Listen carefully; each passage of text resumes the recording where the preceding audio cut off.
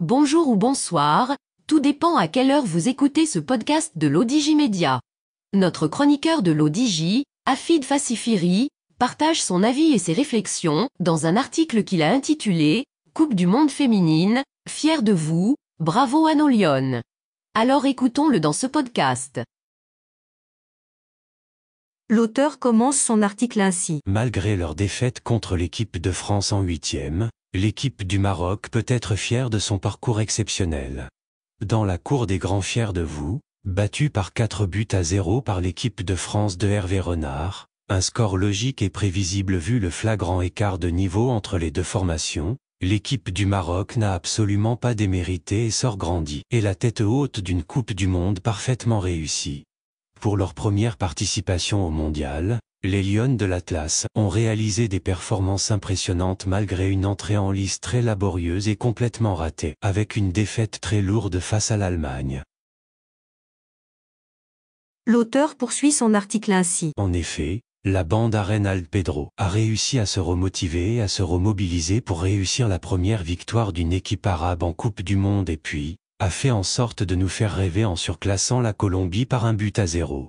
2 victoires qui leur a ouvert les portes des huitièmes à la faveur des contre-performances de l'équipe d'Allemagne.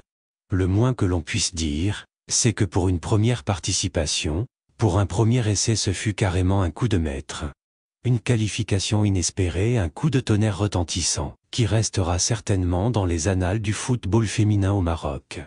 Franchement, il y a un mois si on nous avait prédit que l'équipe féminine du Maroc allait perdre par 10-0 contre la France en huitième de finale de la Coupe du Monde, on aurait signé immédiatement et un chèque en blanc s'il vous plaît. Sinon, on ne s'attardera pas trop sur l'analyse technique de ce huitième, même s'il y a une incompréhension, qui restera par rapport à la manière avec laquelle notre équipe nationale a abordé cette rencontre, et un dispositif tactique improbable alors qu'on aurait pu renforcer la défense plutôt que le milieu de terrain avec les dégâts que l'on sait.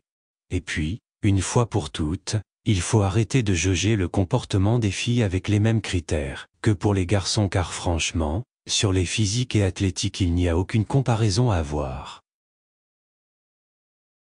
L'auteur précise ainsi. Maintenant, oui la marche était trop difficile à surmonter face aux Bleus, et cela montre le chemin qui reste à parcourir pour le football féminin au Maroc, pour pouvoir jouer dans la cour des grands et rivaliser avec les meilleurs du monde.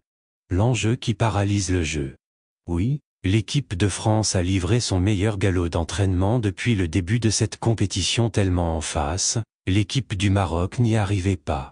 Oui, après 22 minutes la France menait par 3-0, et les nôtres n'arrivaient pas à conserver le ballon et encore moins à mener des offensives dans le camp adverse, avec aucune occasion dans la surface des Bleus en première période. L'enjeu a certainement paralysé les jambes des Lionnes et a prévalu sur leur jeu, même si franchement ce sont les Françaises qui avaient la pression sur les épaules. L'auteur conclut son article ainsi. Et puis, c'est vrai ce France-Maroc était un match très particulier après la demi-finale du Qatar en décembre dernier avec le déchaînement de passion chez les destins croisés avec plusieurs joueuses binationales des deux côtés. Et puis, un match très spécial tant pour Hervé Renard, coach de l'équipe de France que pour Reynald Pedro, entraîneur des Lionnes de l'Atlas qui a tout gagné par le passé avec l'Olympique lyonnais. À la prochaine Coupe du Monde si tout va bien d'ici là. Rédigé par Afid Fassifiri, élu par l'intelligence artificielle de l'ODJ Média. Merci d'avoir écouté ce podcast de l'ODJ Média, ce bouquet de supports numériques, portail, magazine mensuel connecté, web radio et web TV. N'oubliez pas de télécharger notre application l'ODJ Mobile sur Play Store et de vous abonner à notre chaîne YouTube l'ODJ TV. Vous pouvez, aussi, nous suivre sur nos réseaux sociaux, Instagram, Facebook, TikTok, LinkedIn et Twitter. Ou encore, vous inscrire sur notre newsletter quotidienne à partir du portail l'odj.ma. Alors, on se dit au prochain podcast de nos chroniqueurs de l'ODJ. Et à très bientôt, si et seulement si vous le voulez bien.